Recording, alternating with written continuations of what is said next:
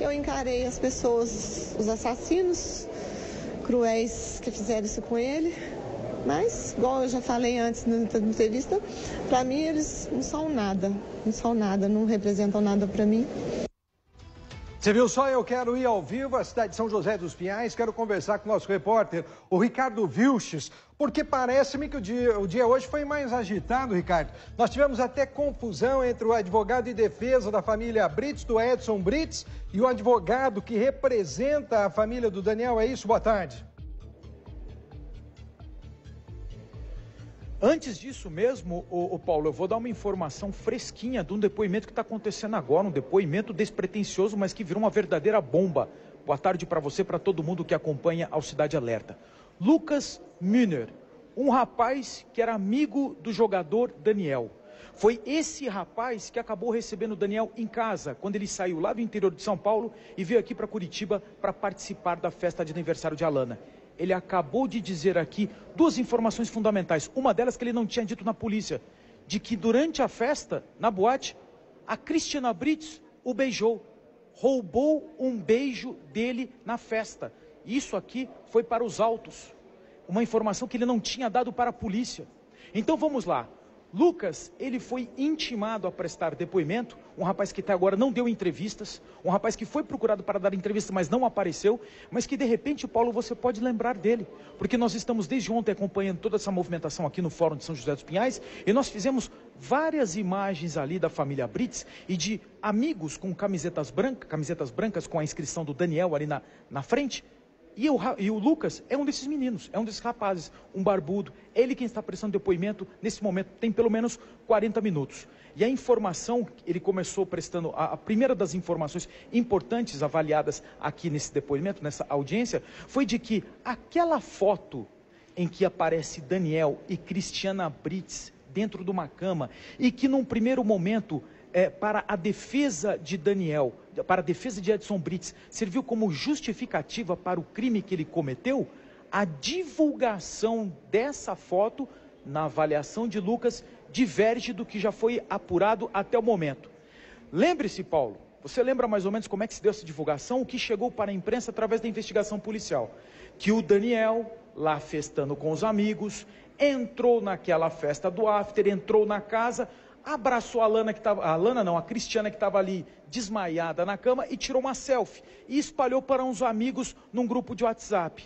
Mais tarde, o Edson Brits ouviu o barulho, entrou na casa, no quarto dele, pegou o telefone e viu aquela foto. Bom, a versão que esse Lucas dá aqui é completamente diferente. O que ele disse na presença da juíza aqui do caso, que essa foto só se tornou pública no domingo. Um dia depois, portanto, do desaparecimento do Daniel, que essa hora já estava morto. O que disse para a juíza aqui o Lucas?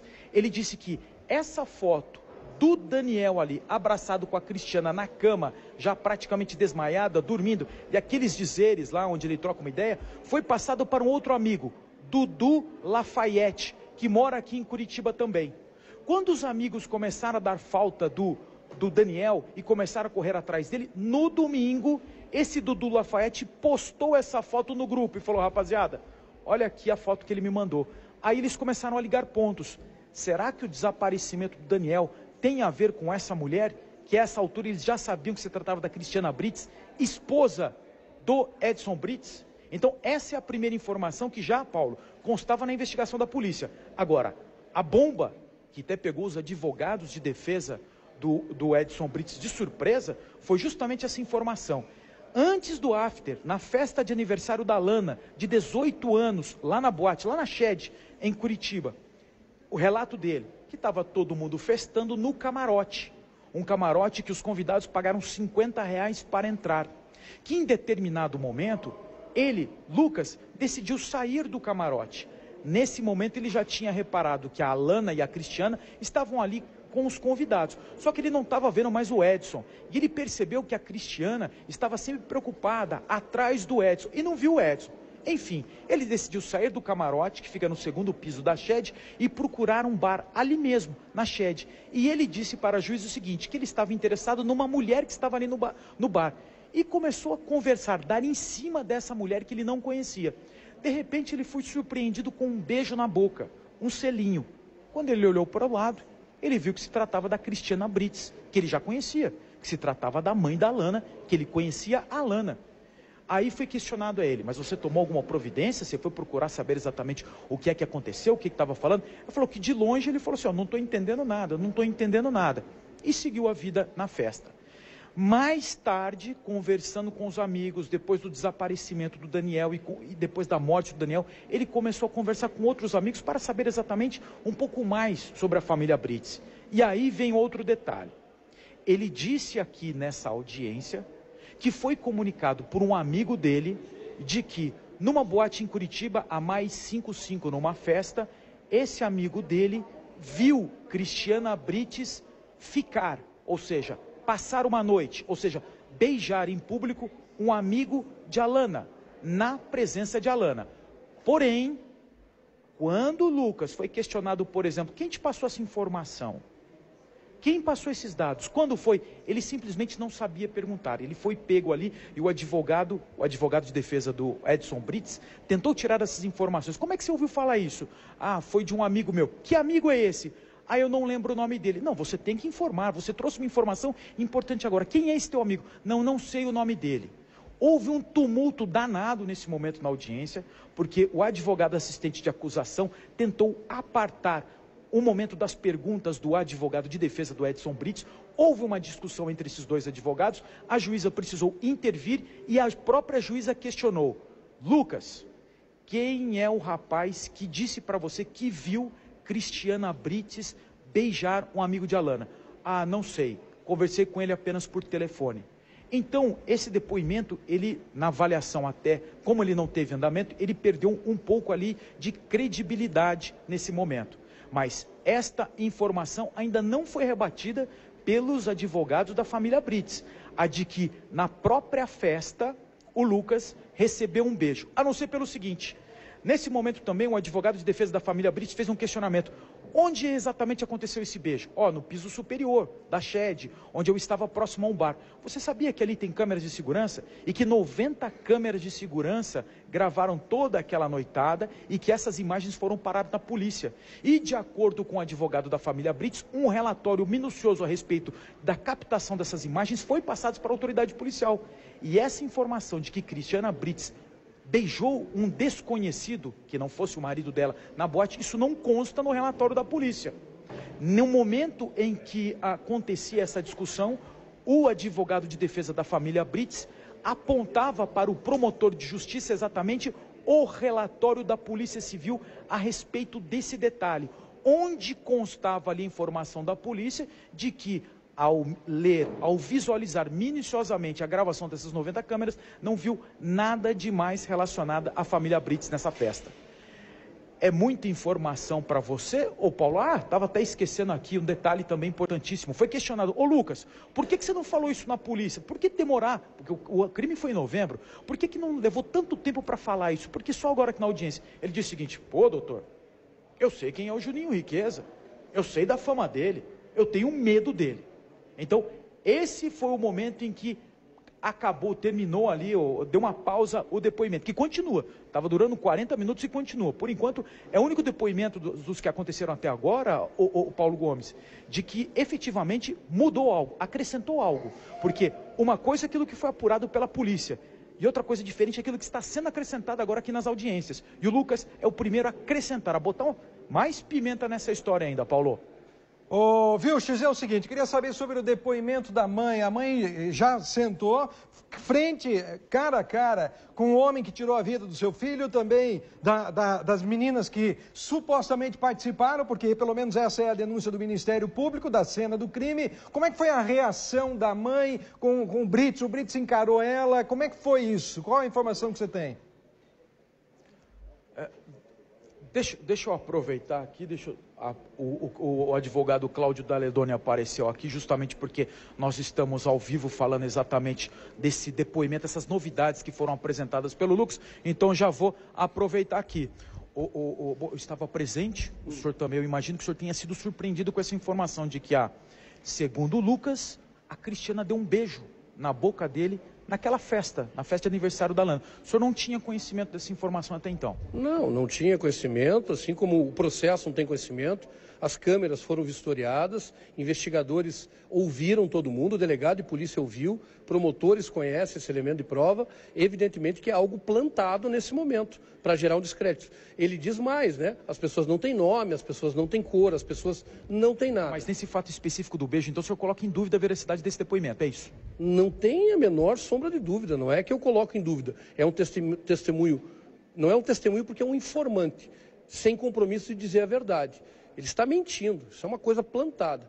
Uma pessoa que ficou todo esse tempo ali junto e aparece só agora com a sua versão, foi ouvido, lá prestou o compromisso de dizer a verdade na delegacia, perguntado no final do depoimento se não tinha mais nada a declarar, não tem mais nada a declarar, que pegou, ouviu todas essas informações, chegar agora e daí não tem nome, não tem dia, não tem data, não tem cor, não tem nada, evidentemente que veio para tumultuar, não vai conseguir e vai ser processado por isso. Vamos tomar medidas porque ele pode destruir uma família. Vamos agora revolver esse material probatório, tá, todo o filme... As imagens o senhor está falando? Então, todas as imagens ali, nós vamos revirar essas imagens e vamos encontrar. Se estiver mentindo, vai responder um processo criminal e também uma indenização. Não há nenhuma sombra de dúvida, por quê? Justiça não é brincadeira. Nós não estamos aqui num jogo de pega-pega. Essas imagens da Shed, apesar da insistência da imprensa, e nós, da RIC TV, pedimos essas imagens, nós não conseguimos ver, mesmo na polícia. Então eu pergunto para o senhor viu essas imagens? Ou o senhor leu apenas o relatório da polícia acerca dessas 90 câmeras e as gravações que elas fizeram? Eu li o relatório, eu passei os olhos nessas imagens, entende? Mas elas não... Eu não tenho conhecimento profundo dessas imagens, mas isso foi investigado, isso foi visto, isso foi objeto de investigação. Então, chegar aqui é que ele não sabia ou não contava que essas 90 câmeras em alta resolução estão ali no contexto, fazem parte do material probacional. Então, essas coisas, infelizmente, acontecem no processo criminal, são fatos absolutamente desagradáveis, que podem ensejar até um colorido criminal, porque prestar uma declaração dessa para conturbar uma ação penal, porque nitidamente os propósitos do assistente de acusação sendo atendidos podem gerar aí resultados que não vão de sabor de tudo que ele está sustentando. Então hoje aqui foi uma panaceia de surpresas, foram trocas aqui, foi trazida informação mentirosa por parte do assistente e agora um mentiroso se senta ali trazendo situações que nunca colocou. Evidentemente o senhor estava presente, o senhor estava lá, o senhor viu que dá para se dar o crédito desse depoimento, tal qual o valor de uma nota de R$3. Mas uma informação importante também, que eu avalio importante, foi o momento em que aquela foto clássica, que o senhor já disse que justificou a reação do Edson Brits, aquela onde o Edson está abraçado com a Cristiana... o Daniel está abraçado com a Cristiana dormindo ali, certo? E que o senhor caracteriza como, não é um estupro, mas o senhor caracteriza como um abuso, é isso que o senhor... Não, é uma importunação sexual. Importunação sexual. O que o Lucas disse é o seguinte, que essa imagem, essa foto, ela só se tornou pública no domingo, quando o Daniel já estava morto, já era sabido do desaparecimento dele. Qual foi a sequência que ele disse? Que essa foto, quem tornou pública foi um amigo deles aqui de Curitiba, o Dudu Lafayette, que mandou essa foto para o grupo, e aí se tornou pública. Diferente, por exemplo, que nós havíamos noticiado, que foi apurado na polícia e foi dito até pelo senhor, de que, primeiro de conta, ele tirou vantagem dessa foto mostrando num grupo e que se tornou ali pública essa história. A caracterização do crime de importunação sexual diz o seguinte: veicular. Não interessa se para 1 para 100 mil. Certo. Veicular, importunar sexualmente e veicular são dois crimes, um importunar e o outro veicular. Mas eu estou falando da motivação, porque até então a motivação para o assassinato do Daniel por parte do Edson Brits era ter visto essa foto. Mas ele não tem o raciocínio é esse. Então ele não viu essa foto? Não. Por favor, o senhor estava dentro da audiência, o senhor não pegou aquela coisa que aquele homem, aquela nota de R$3 Estou questionando o que foi passado. Vamos lá. É isso que eu estou fazendo. Eu nunca disse. O Edson Brits pegou o Daniel em cima da mulher dele, na cama dele, dentro do quarto dele, da casa dele. Uma pessoa que ele recebeu, que não conhecia, estava lá com o quarto trancado, ele de cueca. É isso que motivou as agressões e que culminou no assassinato. Mas não tem aquele vídeo, o vídeo que o Edson Brits acabou divulgando, momento antes dele ser preso, dizendo que ver aquela foto foi demais e ele até fez um apelo dizendo assim para a câmera, olha, eu fiz o que todo homem faria, que todo homem de família, um pai de família faria? Porque flagrei ele em cima da minha mulher na minha cama. Não com a imagem? Não com a imagem. Foi isso que aconteceu. Então é uma novidade para o senhor, é uma informação nova essa de que essa foto se tornou pública no domingo? Não, é uma... Veja, o processo criminal é justamente para isso. Olha, não é bem assim, porque a investigação nos induziu a isso. Me induziu a isso também. E na audiência esclareceu. Aí a nota de R$3 aí, que está incluída no processo, né? O beijoqueiro alienígena é a nota de R$3. Isso é coisa que a gente vai trabalhando. É coisa do processo criminal.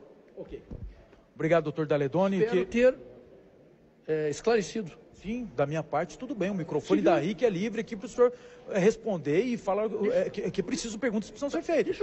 Se vê a importância da imprensa estar dentro de uma audiência dessa? Importantíssimo, fundamental. Os senhores têm que estar dentro da audiência, não tem que estar fora, não. Pois é, ontem a RIC TV estava presente lá dentro e foi retirada, até onde eu sei, porque o senhor mesmo falou, opa, tem alguém da imprensa aqui. Ou eu estou falando mentira? Não, o senhor não está falando mentira, que o senhor não é mentiroso, mas o senhor está equivocado, tá?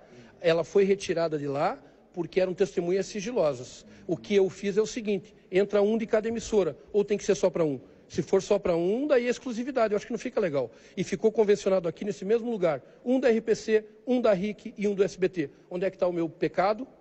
Perfeito, então. Só para esclarecer, então, que ontem nós estávamos lá dentro, mas nós fomos tirados hoje depois, não. E eu fazia a questão do Toninho Nascimento também da banda então. B. Obrigado, doutor. Muito obrigado pela entrevista, então. Então, mais cedo, esse é o Cláudio Daledoni, advogado aí da família Brits. Esse jeito dele ser, todo dessa forma espontânea, foi justamente nessa situação que mais cedo ele acabou se envolvendo ali numa, que eu chamo de discussão com um dos advogados da parte. Um advogado, o Dr. Newton Ribeiro, que foi contratado pela família de Daniel para agir como assistente de acusação. E tudo isso aconteceu por quê? Olha como é que funciona, Paulo. Nós estávamos até então aqui do lado de fora, acompanhando o que acontecia nas audiências, lá naquela sala, lá dentro, onde até então nós não tínhamos acesso. Então, quando terminava um depoimento, os advogados vêm para cá e contam para a gente a novidade. Só que daí veio o entrevero, porque o Newton Ribeiro veio e falou, ó, aconteceu isso, isso e isso.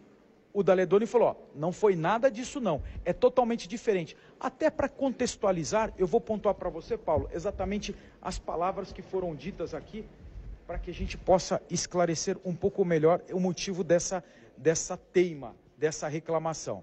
Então, no momento em que uma das testemunhas sigilosas dava informação a respeito do papel de Cristiana Brits, no momento em que começou a pancadaria para cima do Daniel, foi questionada essa testemunha sigilosa, qual foi a reação da Cristiana Brits. E aí, o que ela disse para quem estava batendo no Daniel é que causou essa briga toda, essa discussão toda envolvendo o advogado Newton Ribeiro e também o advogado Cláudio Daledoni. Nós acompanhamos tudo e nós vamos colocar na íntegra essa discussão para que o público do Cidade Alerta tire as próprias conclusões. Olha, ela disse, não deixe matar aqui dentro de casa. O que eu disse é o que eu tenho dito. Essa é uma interpretação que quem tem que fazer é a juíza do caso. A testemunha disse isso.